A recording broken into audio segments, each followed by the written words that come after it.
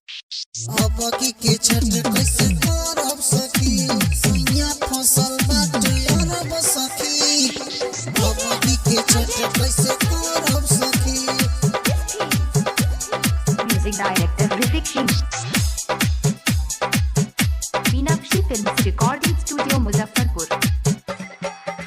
कैसे करी हम छठ के बरतिया, लॉकडाउन में मराइल बा मतिया।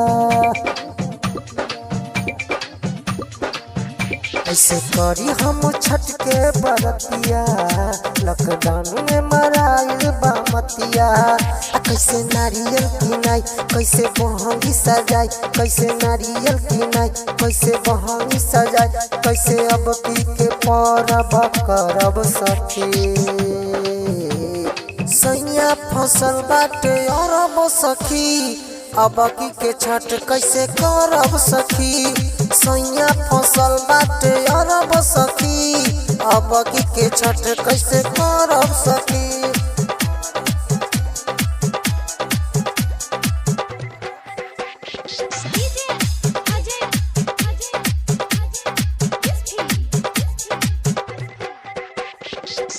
ये फसल बाटे मोरा परदेश में, आफत आई कोरोना के भेष में।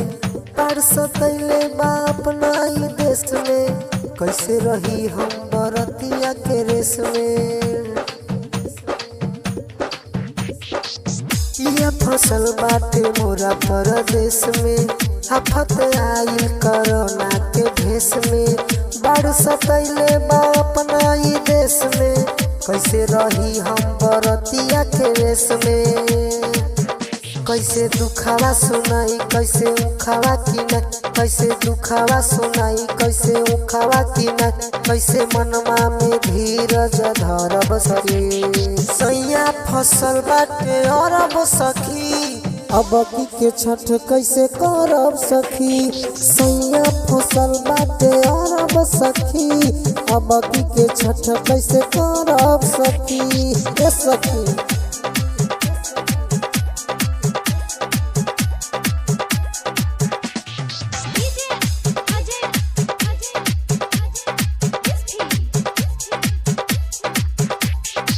प्रदीप प्रेमी जो हता रहिया, जल्दी से धला राजा तोरे लगरिया।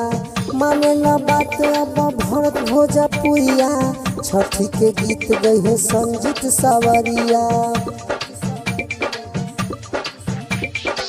प्रदीप प्रेमी जो हता रहिया, जल्दी से धला राजा तोरे लगरिया। माने न बात अब भरत भोजपुरिया, छठी के गीत गई है संजीत सावरिया।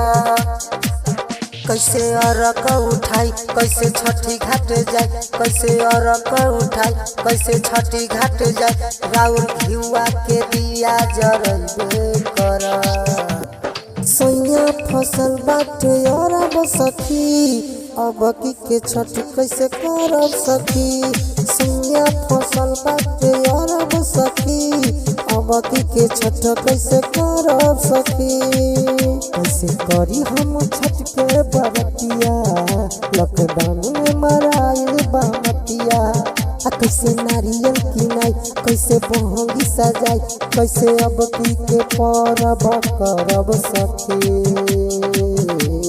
सैया फसल बाटे अरब सखी, अब के छठ कैसे करब सखी। सैया फसल बाटे अरब सखी, अब के छठ कैसे करब सखी। Meenakshi films recording studio Muzaffarpur.